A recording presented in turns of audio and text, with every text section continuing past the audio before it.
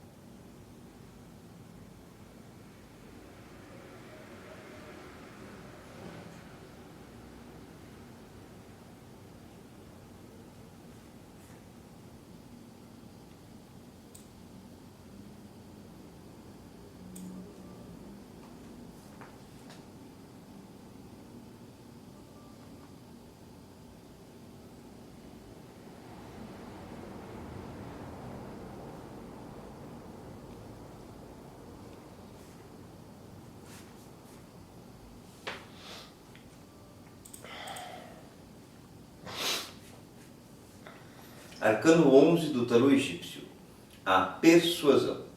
Então agora algumas palavras-chave para poder compreender melhor o tema.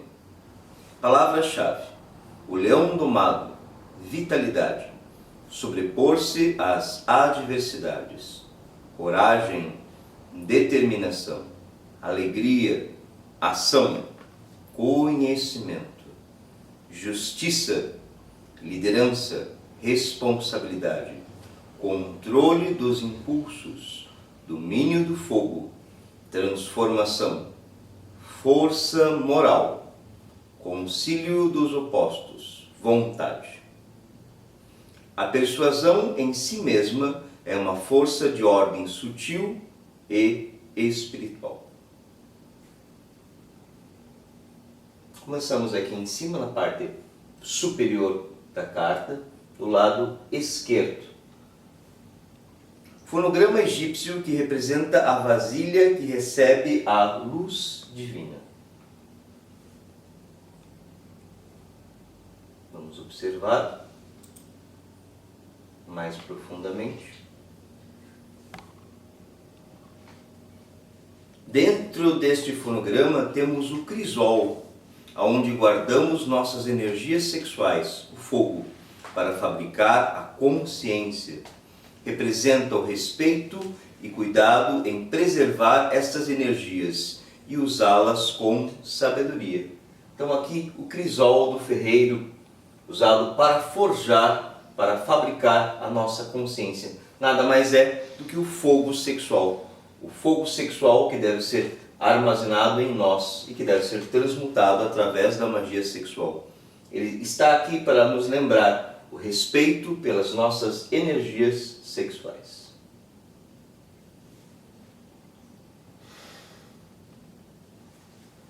Na parte superior, no centro, signo que representa Sorat, forças negativas. Então, as forças negativas. Sorat.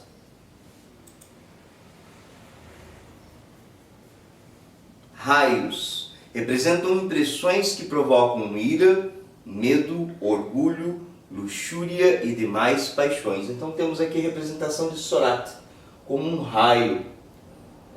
Essas impressões que nos abordam de instante a instante, de momento a momento, no nosso ginásio psicológico, no diário viver. Impressões do mundo físico que vão provocar ira, medo, orgulho, luxúria e demais paixões. Essas impressões estão presentes a todo momento na nossa existência. E elas são representadas desta forma pelo raio.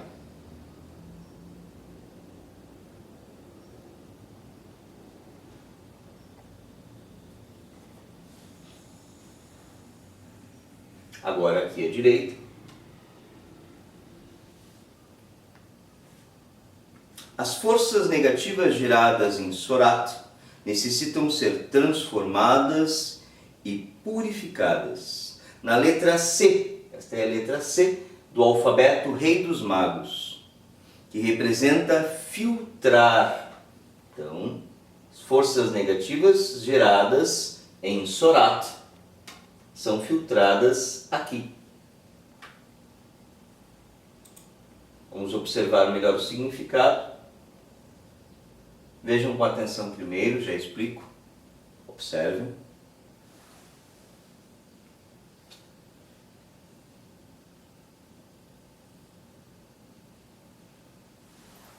Aqui nós utilizamos a técnica da transformação das impressões, usando as seguintes perguntas. Isto é eterno ou pertence ao tempo? Sempre que vem a nós qualquer tipo de impressão externa, né, representada por esses raios, né, por Sorat, isso é eterno ou pertence ao tempo? Sempre que nós colocamos essa pergunta para dentro de nós, nós utilizamos a nossa consciência para poder transformar todo tipo de impressão que vem a nós. Transformar impressões é obter conhecimento, é aprender.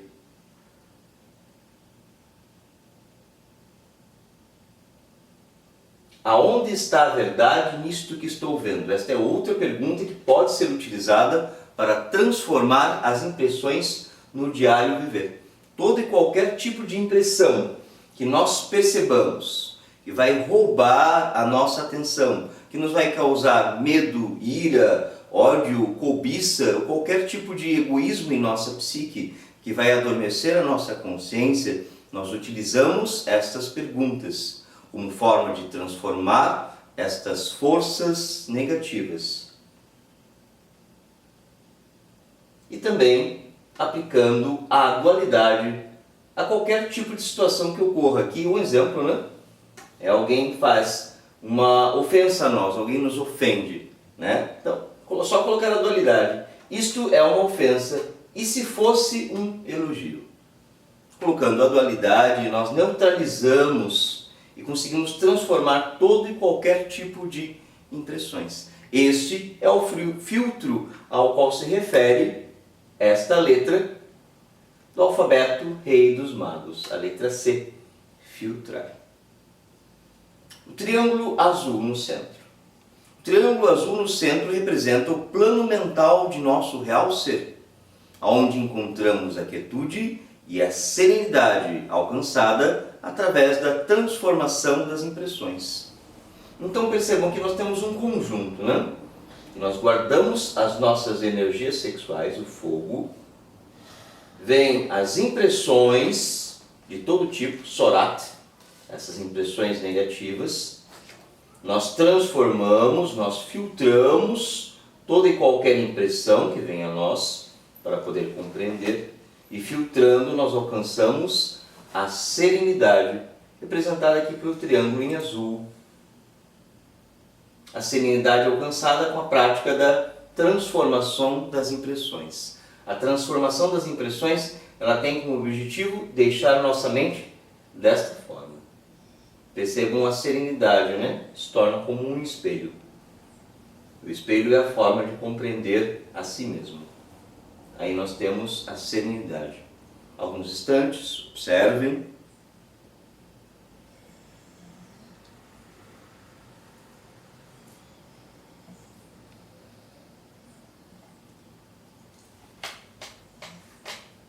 Na parte central da carta, vemos a deusa Nekabet. Esta é a deusa Nekabet, protetora da realeza e protetora dos nascimentos. E sua coroa azul. Começamos aqui com a sua coroa, parte superior, a sua coroa azul, que nos indica, dentro do crânio, a maravilhosa glândula pineal. Vamos agora para dentro do crânio, a coroa de Nekabet, a glândula pineal, o olho de Horus, que é ativada pelas forças sexuais contidas na sagrada ayahuasca. A sagrada ayahuasca é a medicina que nós utilizamos em nossa escola. A sagrada ayahuasca tem como objetivo alimentar as nossas forças sexuais, proteger os nossos órgãos sexuais e impulsionar a sexualidade superior. A sagrada ayahuasca, ela ativa a nossa glândula pineal, propiciando experiências de lucidez espiritual e também saídas conscientes em desdobramento astral. Percebam aqui, né, a semelhança com o olho de Horus e a nossa glândula pineal. O objetivo da sagrada ayahuasca é ativá-la, é energia sexual para ativar a nossa glândula pineal. E aqui a representação de Nekbat, a deusa que protege a realeza, e aqui a proteção da mente, para que a mente possa ter lucidez. Contemple mais um instante.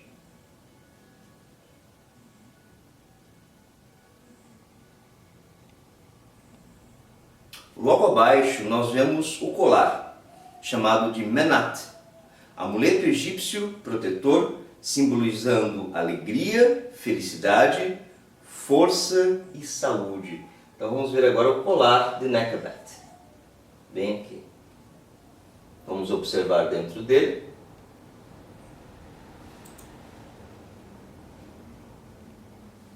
Amuleto egípcio protetor, chamado de Menat. Temos aqui a relação direta com a região dos pulmões e com o processo de absorção do prana, a energia vital. Então percebam, né? O colar, o Menat, ele nos reporta isso, porque ele está aqui, ele é usado aqui. A região dos pulmões. O prana, a energia vital que se encontra no ar que nós respiramos. Então a simbologia do Menat, do colar, é justamente esta, a respiração.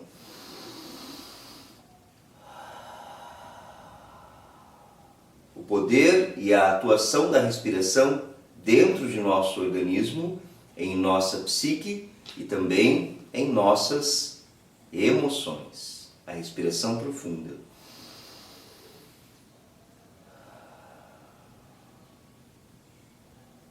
Onde é aplicada a técnica de respiração pranayama, que é ensinada gratuitamente em nossa escola, a Escola de Meditação Áureo Florescer. É uma das técnicas que nós ensinamos gratuitamente em nossa escola. Alguns instantes, observem para poder compreender bem.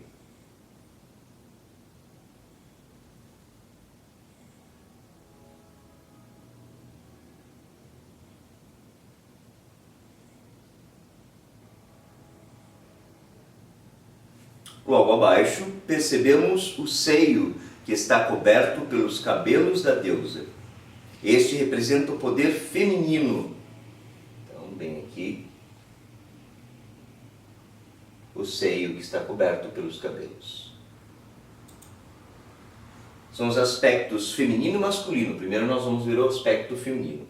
O poder feminino da persuasão. Aqui a persuasão, ela é a convicção. É uma das formas da persuasão. A convicção em gestar e nutrir a vida. Em dois extraordinários aspectos. Gestar e proteger a vida que está oculta. A gestação, o poder feminino. Poder que pertence apenas à mulher. E entregar-se para nutrir e sustentar a vida. Este é o aspecto feminino da deusa Nekbat. O poder da persuasão. Percebam que aqui a persuasão, ela não é uma força física somente. Ela é uma força sutil, ela é uma força de vida, ela é uma força espiritual.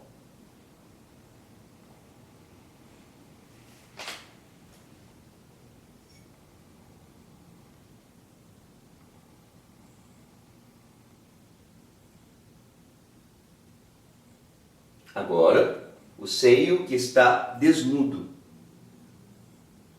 o aspecto masculino.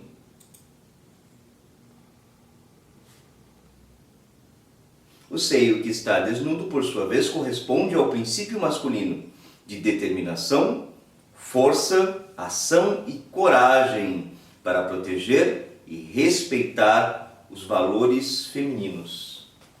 E a figura do herói, né? O homem enquanto herói. O homem só é o herói enquanto ele proteger, resguardar todos os princípios e os valores do eterno feminino. Quando aprender a amar a mulher, ele se torna o herói. Este é o herói dentro do homem. Esta é a beleza do herói que vive dentro deste aspecto, o arquétipo do esposo perfeito, guardando em seus braços seu perfeito amor. Alguns instantes, observe. Este é o aspecto masculino da deusa Nekhbet.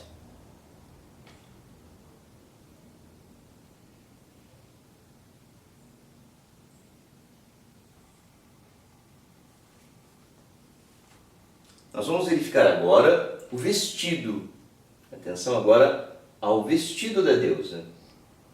O vestido da deusa Nekhbet representa o signo de Virgem. Ele representa a virgindade.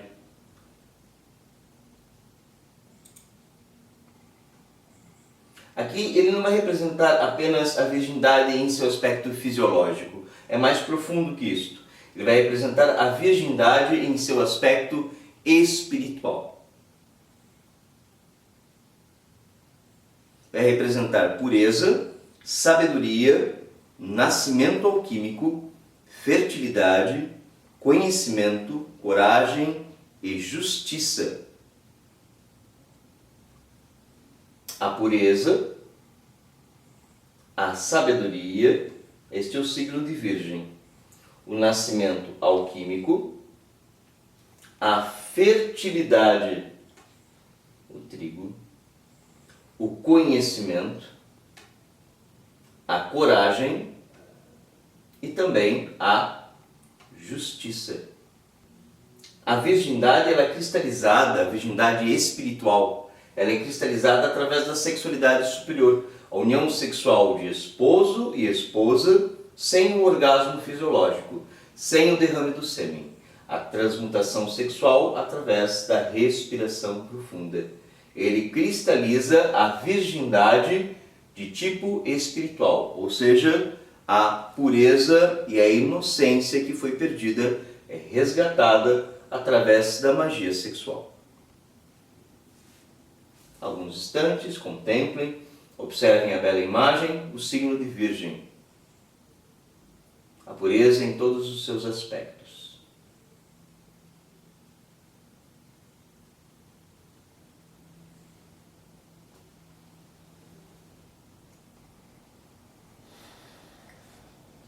Os braceletes da deusa. Então agora atenção aqui aos braceletes.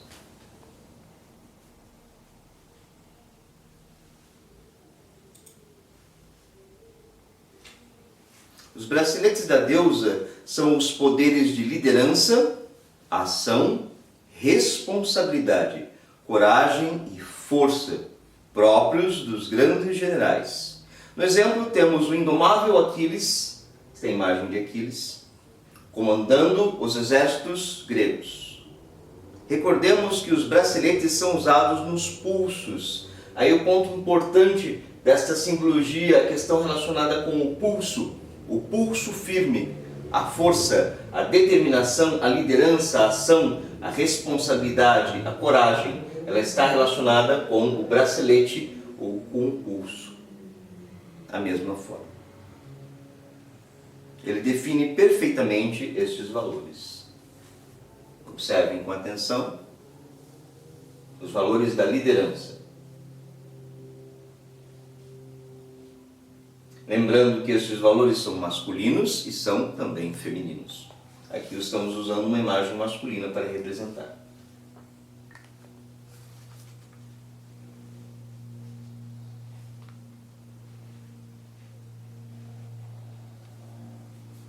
Agora, lá embaixo nos pés, as tornozeleiras da divindade, da deusa Nekhbet.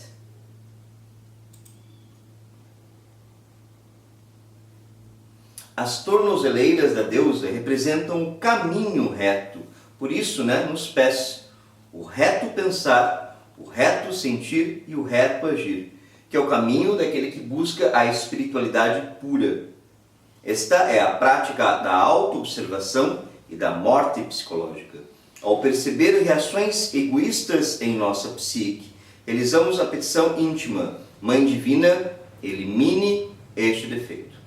Colocamos a atenção em nossa mente, em nosso coração, em nossos órgãos sexuais. E ao perceber reações de caráter egóico, sejam elas luxúria, ira, medo, orgulho, inveja, qualquer tipo de reação que nós percebamos que seja egoísmo, nós pedimos: Mãe Divina, queime, elimine este defeito. Esta prática nos trará força para transcender os impulsos de ira e medo. Percebemos nesta maravilhosa representação de Davi. Davi representa a nossa divindade interior. E Golias, aqui jaz morto, decapitado, nossas paixões mundanas. Recordando que Davi matou Golias com uma pedra, uma pedrada na cabeça. A pedra representa as forças sexuais. Aí percebam por que foi usada essa imagem de Davi e Golias. As tornozeleiras, os pés. Davi não teve medo. Davi se manteve firme. Ele não foi possuído pelo impulso de fugir. Ele enfrentou Golias. Ele se manteve para realizar aquilo que ele necessitava. Ele teve força e ele teve fé. E ele dominou a ira. Se Davi tivesse lutado com Golias com ira, teria sido morto. Porque ele necessitava de inteligência, ele necessitava de coragem, ele necessitava de concentração para poder executar e matá-lo.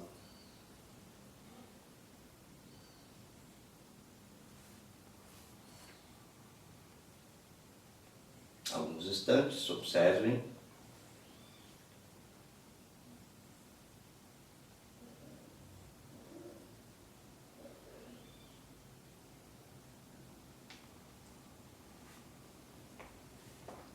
Agora nossa atenção irá para as mãos da deusa Nekhbet. Peço a vocês bastante atenção neste ponto, porque ele é o ponto mais importante de toda a conferência. Ele é a tônica da conferência. Todos os pontos são importantes, porém aqui nós temos a tônica. As mãos da deusa Nekhbet. Vamos observar agora as mãos abrindo a boca do leão. Elas abrem a boca do leão, mostrando o poder da persuasão, força moral e espiritual. A deusa Nekhbet, ela abre a boca do leão com extrema facilidade, porque a força da persuasão, a persuasão é esta carta, e ela também representa a força. É força espiritual, é a força moral que se alcança com um trabalho de tipo superior, com um trabalho alquímico, com um trabalho psicológico, com um sacrifício pela humanidade. Desenvolve esse poder, essa força.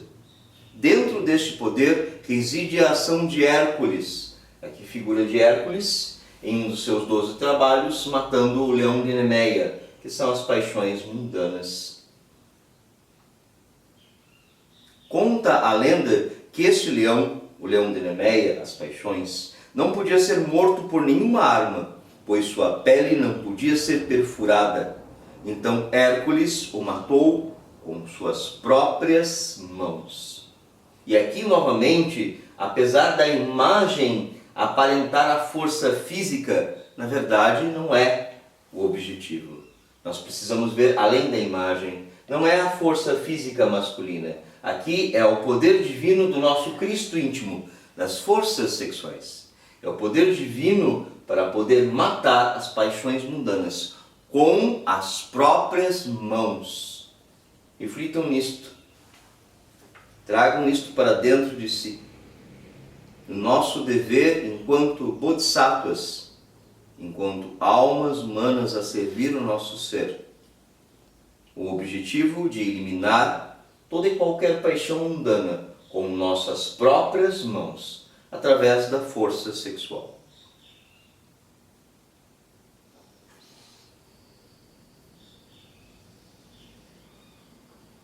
Este é o poder da persuasão.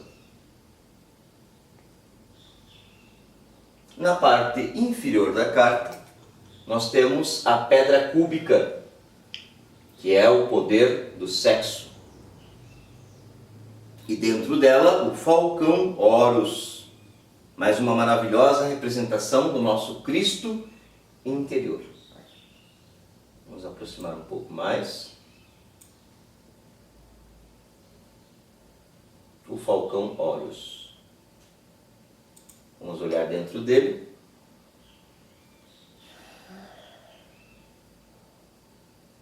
Ele utiliza o fogo erótico da alquimia sexual para dissolver a corrupção gerada pelo mau uso das energias sexuais, trazendo equilíbrio e saúde em todos os aspectos do ser humano.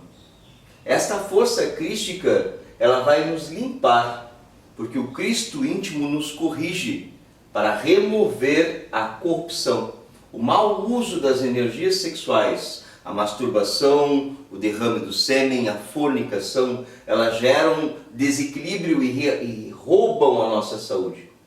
E o Cristo interior, essas forças sexuais que residem em nós e residem também na Sagrada Ayahuasca, têm o objetivo de nos corrigir, de nos purificar, de remover toda e qualquer corrupção. Lembrando que a corrupção em nós sempre ocorre através do desejo. Enquanto houver desejo, haverá erro e haverá corrupção. O objetivo do Cristo íntimo é remover isso, limpar. Observem alguns instantes, por favor.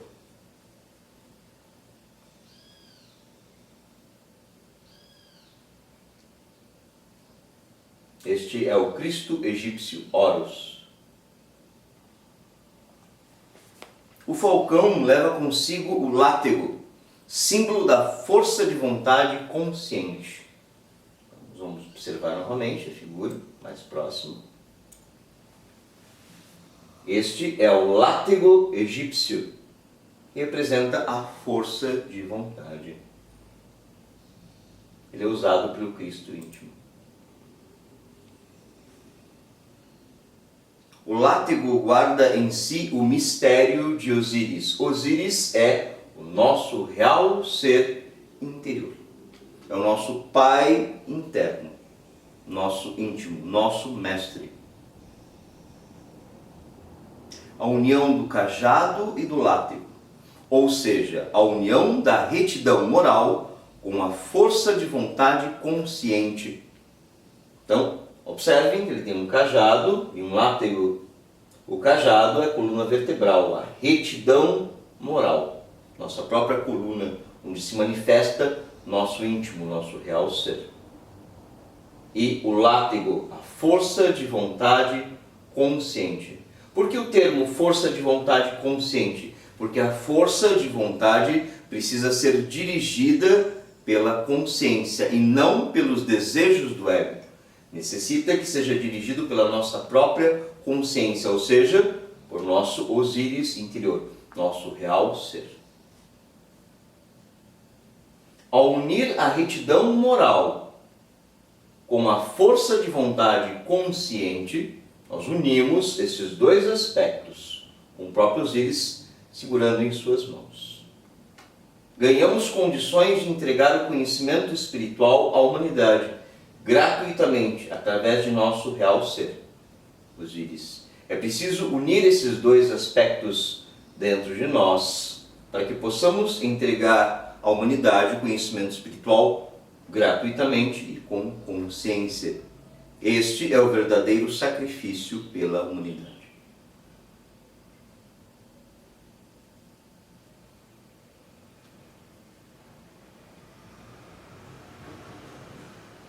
Observe mais alguns instantes.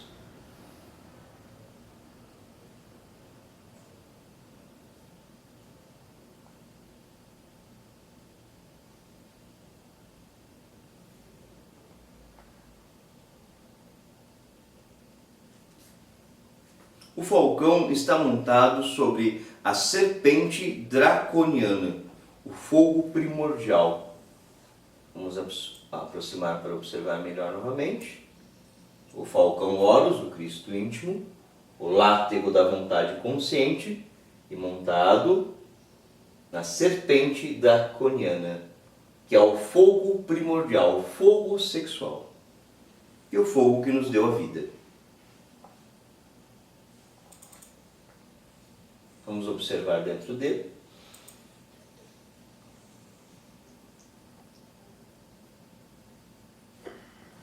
Antes da leitura, quero, por favor, que vocês observem. Façam uma observação antes da leitura.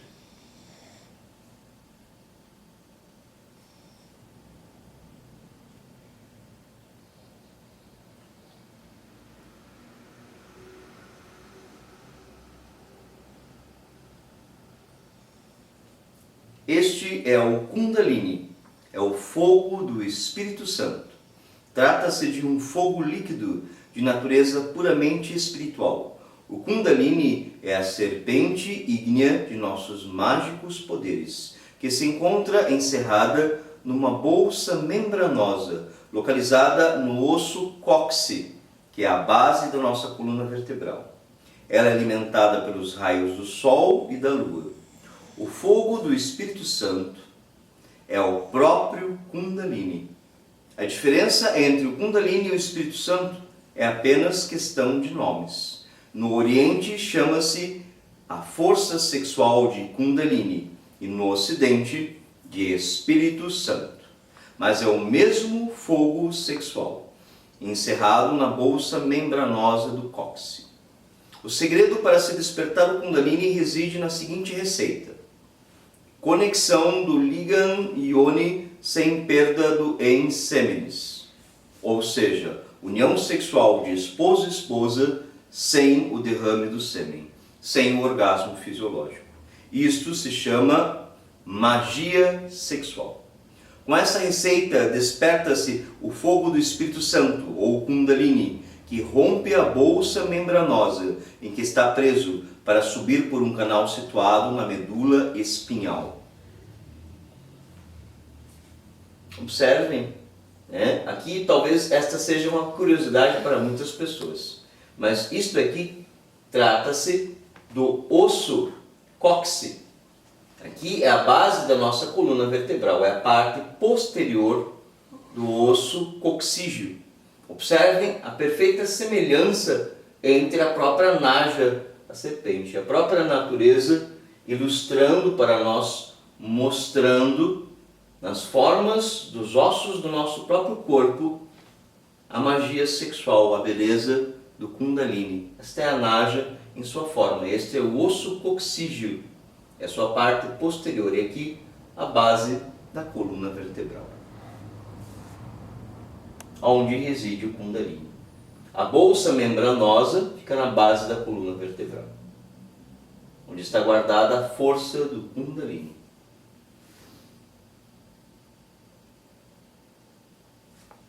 Vamos observar agora o rodapé da carta. Temos no campo